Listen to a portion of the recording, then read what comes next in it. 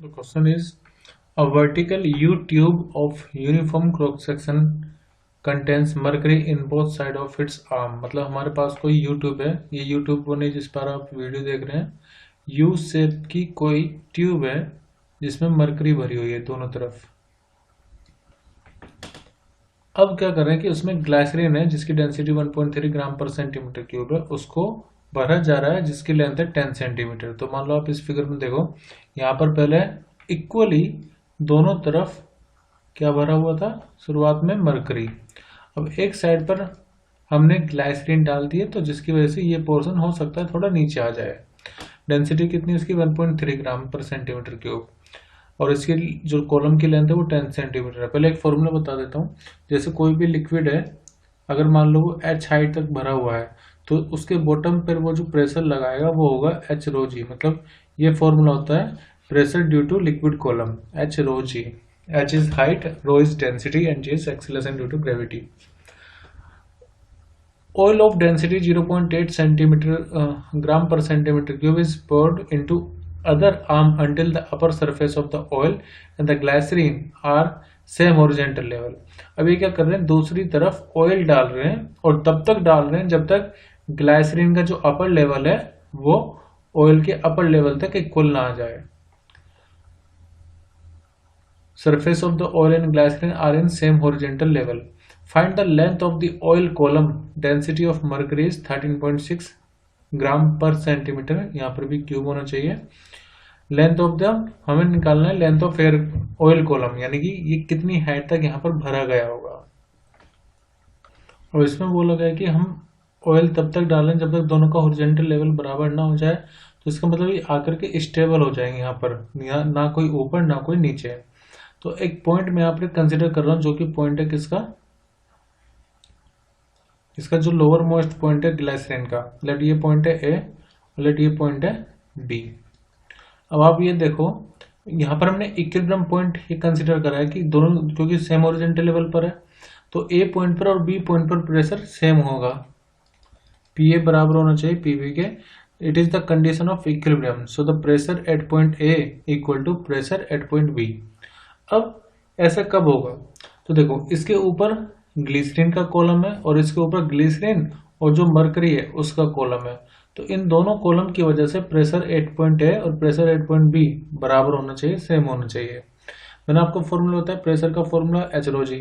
तो ए पॉइंट के अबव सिर्फ ग्लाइसरीन भरी हुई है 10 सेंटीमीटर हाइट तक, तो मैं यहाँ पर लिख सकता हूँ H row ji.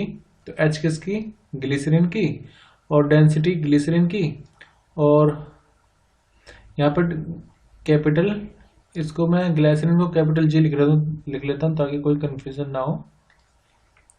Height of glycerine and density of glycerine, तो कैपिटल जी और कैपिटल जी ये तो हो गए इसके ग्लिसरीन की वजह से प्रेशर 8 पॉइंट ए। अब प्रेशर 8 पॉइंट बी यहाँ पर दो चीज़ों की वजह से, एक तो ऑयल की वजह से और एक मरकरी की वजह से। आप ये देखो कि ऑयल को हमने एच हाइट तक भरा हुआ है क्योंकि ये एच ही हमें फाइंड करना है। अब ये जो अपर मोस्ट लेवल है बी पॉइंट से अगर हम कंपेयर करें तो ये कितना होगा टोटल 10, क्योंकि यहाँ पर 10 है, सेम हाइट पर हमने लिया हॉरिजॉन्टल लेवल पर। तो 10 टोटल है और 10 में से h माइनस कर दे तो मरकरी की जो कॉलम की हाइट होगी वो कितनी होगी 10 माइनस एच। 10 कंप्लीट में से हमने h माइनस कर दिया तो 10 माइनस एच मरकरी का कॉलम होगा जो पहले यहाँ पर भरा हुआ था मरकरी। तो प्रेशर 8 पॉइंट भी किस किस की वजह से होगा, pressure due to oil. Oil क्या, यानी कि height of oil into density of oil into में जी, प्लस फिर हाइट ऑफ मरकरी जो कि 10 माइनस एच है mercury column, density of mercury into में जी। आप देखो जी तो कैंसिल आउट हो ही जाएगा, सब में कॉमन है। अब सब वैल्यू पुट करते हैं। हाइट ऑफ ग्लिसरीन कितनी है 10 और डेंसिटी ऑफ ग्लिसरीन वो है 1.3।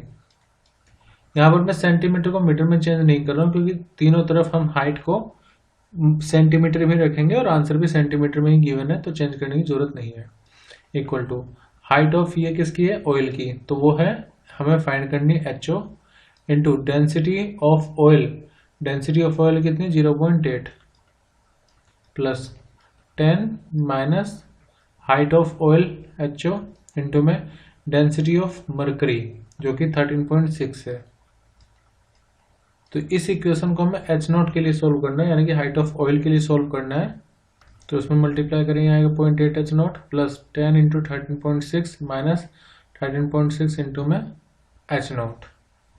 तो 0.8 माइनस 13.6 ये बचेगा माइनस के 12.8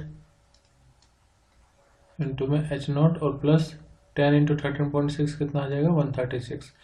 अब इसको इधर ले जाओ तो 12.8 H naught equal to 136 minus 13, तो माइनस करोगे तो ये आएगा 123। सो H naught will be equal to 123 upon में 12.8। इसको जब आप डिवाइड करोगे आएगा 9.6 सेंटीमीटर। तो करेक्ट आंसर होगा ऑप्शन डी।